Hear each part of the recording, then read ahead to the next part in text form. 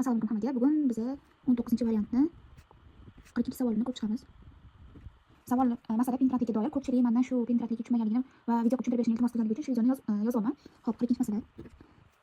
Masalada bizda odamlarda anterior-digital displaziya kasalligi uchraydi va yurakda tug'ma paroklarining bo'lishi va qo'lning bosh barmog'i anomaliyalarining kuzatilishi bilan xarakterlanadi degan. Bu kasallik autosom va xromosomalardagi dominant A gen orqali eslanadi. Demak yozib olaman.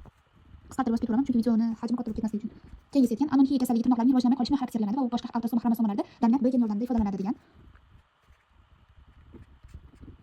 Keyingisi aytgan astigmatizm kasalligi esa ko'z refraksiyasining buzilishi bilan xarakterlanib, u ham boshqa autosom xromosomalarda dominant degan orqali belgilanadi debdi.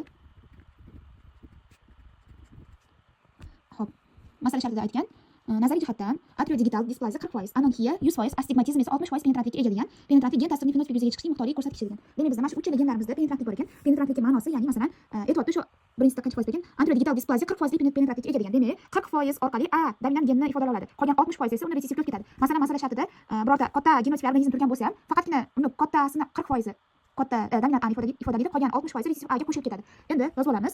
Bu 40% orqali ifodalanar ekan. Dominant A ni 60% va 100% resessiv A imiz umumiy kichkinani ifodalaydi. B gen penetrantligi esa 100% ekan. D genda esa 60% ekan. Bu ham xuddi shunaqa. Demak, 60% dominant D ni, qolgan 40% esa dominant bo'lsa ham lekin resessiv belgini yuzaga chiqaradi. Bularni qo'shib yozamiz. Masala shartida so'rasa ekan. Endi o'qiyman masalada. Otasida tug'ma yurak paroki yozaman. Otasining genotipi. Demak, yurak paroki bizda dominant A bilan belgilanadi. Xo'p, yonida turganini bilmayman. Qo'lning bosh barmog'i anomaliyasi kuzatilgan degan. Xo'p, tirnoqlari rivojlanmay qolgan. Xo'p, tirnoqlari rivojlanmay qolgani esa B gen yordamida ifodalanadi. Demak, dominant B ham bor ekan. Buni ham yonidagini bilmaymiz. Keyin aytgan ko'z refraksiyasi buzilgan. Demak, bu organizmda astigmatizm kasalligi ham kuzatilgan. Dominant D ham yozib olaman.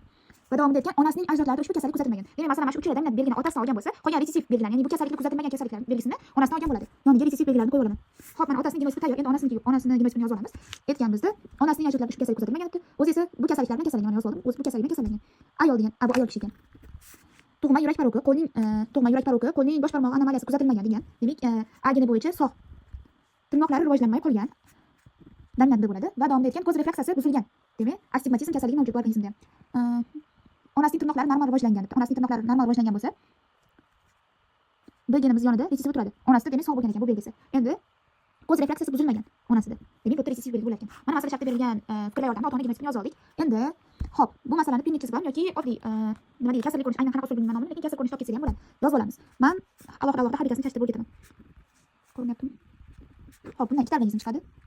Odatdagidek chashtirib olaverasizlar. Keyingisi D geni bo'yicha ham beteriskop ekan.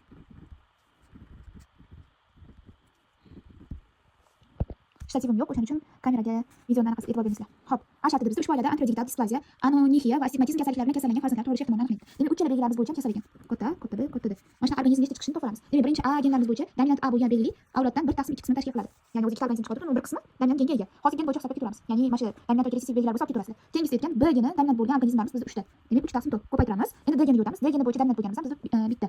1/4 yo'q, 3/4 bo'ladi bu ham. Endi organizmlarni hisoblab olamiz. 9/32 bo'ldi bizda hozircha. Endi xo'p, bu normal holatda, ya'ni hech qanaqa penetrantlik foizlarini ishtirok etmaganimizda odatdagidek hisoblab ketardik. Lekin bu masalada penetrantlik foizlari ham bor. Ya'ni masalan dominant A genimiz hozir bu yerda 100% bilan dominant belgini yuzaga chiqarib qo'yapti. Lekin penetrantlik ma'nosi dominant genimiz faqatgina 40% orqali dominantlikni yuzaga chiqara oladi degani. Demak, bu A genimiz necha foiz orqali dominant A ni namoyon qilyapti desak, 40% ni ko'paytiramiz. Ya'ni 3 topib ketiraman. 0.4 ko'paytiramiz. B genini penetrantlik 100%, ya'ni odatdagidek turaveradi. Va D geniga o'tirgan bo'lsak, D geni bizda 60% orqali penetrantlikni yuzaga chiqarar ekan. Xo'p, ko'paytirib chiqargan bo'lsak 0.0675 teng 6.75% ga to'g'ri keladi. Demak, avlodimizning 6.75% mana shu uchala belgi bo'yicha kasallangan va uni penetrantliklarini ham hisobladik. Bu narsani esingizdan chiqarmaydi, bo'lmasa masalada 9/32 ni o'zi bilan xato bo'lib ketadi. Endi B shartiga o'tirgan bo'lsak, ushbu oilada anterior-digital displaziya va astigmatizm kasalliklari bilan kasallangan degan. Xo'p, dominant A ekan va astigmatizm kasalliklari bilan kasallangan. Dominant. Endi bu o'rtada turgan bizda anonxiya degan kasallikka belgisi berilmagan. Demak, bu kasallik bo'yicha ham sog' ham kasal organizmlarni qo'shib olamiz. Chunki masala shartida bizga berilmagan. Aniq aytmaganligi uchun ikkalasini ham qo'shib yozamiz. Endi birinchidan men o'zimdan yozib ko'raman. Dominant A, resessiv B, dominant D yozib qo'y. Sog'larni. Chunki agar bu yerda nima deydi, kasal deb oladigan bo'lsam, dominant B bilan mana bitta qo'shgan foizimizni ikkinchidagi organizmimizga genotipini hisoblaganimizdagi qo'shib olsak bo'ladi. Tayyor turibdi, yana qaytarib yozmadim. O'shaning uchun faqat sog' genligisini yozib ketaman. Demak, dominant A chiqadiganimiz bizda mana bu yerda 1/2 edi. Ko'paytiraman. Resessiv B'larimiz 1/4. Ko'paytiraman. D geni bo'yicha 3/4. Demak, bizda 3/32 bo'ldi. Xo'p, endi bu shu penetrantsiz hisoblaganmiz. Endi bu penetrantlikni ham topamiz. 3/32 ni ko'paytiramiz. Dominant A imiz, dominant A imiz 40% yordamida penetrantlikni yuzaga chiqarib, katta D ni ifodalayapti. Endi bu B genida umuman ahamiyat yo'q. Chunki resessivda hech qanaqa penetrantlik yo'q. 100% gacha turadi. Endi dominant D geniga o'tirganmiz, 60% ni penetrantlik yuzaga chiqarar ekan. Buni ham 0.6 yozib ketdim. Bo'ldi. Xo'p, buni hisoblab chiqarganimiz 0.0225 chiqar ekan.